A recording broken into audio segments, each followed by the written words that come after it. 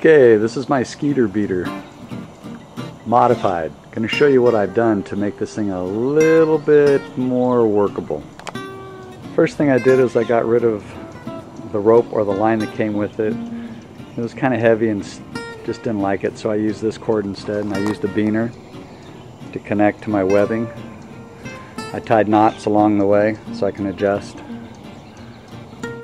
I did not use the webbing that came with this hammock for the netting to keep it off of you. I put one in the center. I use an S-beaner, and then I use a little bit of bungee elastic with a press-hook knot so I can slide that back and forth when I want for adjustment purposes.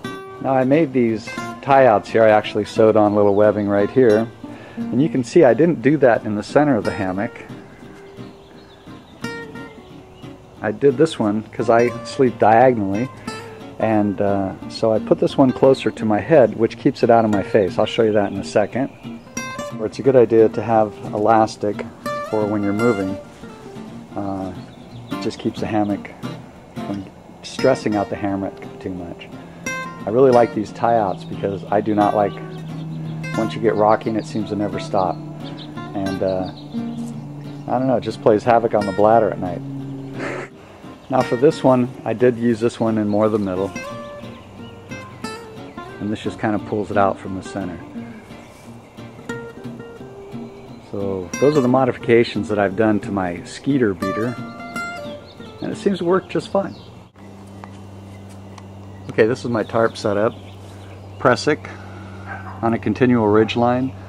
I use some nylon cord, a loop, and then I use a little loop also of some elastic here to take up some shock when the wind blows, and this is on there. And of course, if you've seen my other video, these are my homemade snake skins, and they're made out of leggings. Got them at the dollar store. So two together here. I have a total of 4, and it works quite nice. Just pull that over and it releases. Great way to control your sill tarp. Sill tarp is the way to go.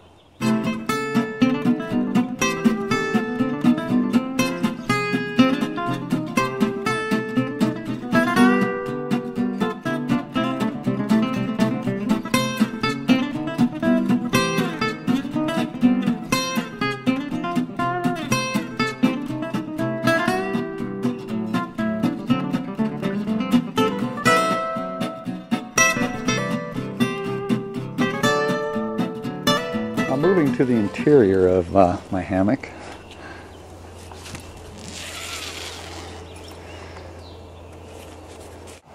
Okay, a little interior shot. You can see by having the pull-outs, it keeps the netting off of your face here. This is the other tie-off that I have pulling it away from my face. So when my face is here, where my hand would be, it just gives you a little bit more room. It doesn't lay against your face. But as you can see, there's plenty of room in here.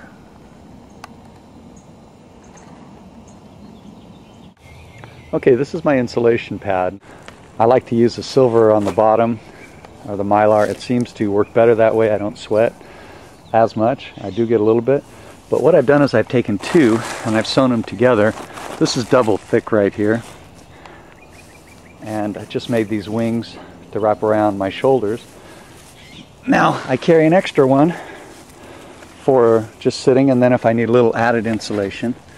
Now if I'm going to go out really cold, I'll take a thermarest, or I have about 4 different type of insulation pads, different things I can play around with. But this seems to work good to about maybe 42 degrees. But anything more than that, I do need to have more insulation. Okay, now little tips that I do is I just take my stuff sack, try to always multi-purpose things, and I just fill that with whatever clothes I have. I just use that for my head. That's my pillow. And then underneath my knees, I like to have a little something. I sleep better if I roll up my fleece jacket. And it's a good idea to put some rubber bands around it. That way it won't open up on you in the middle of the night. That kind of holds it all together. And I put that underneath my knees, and it seems to work just fine. This is my sleeping bag.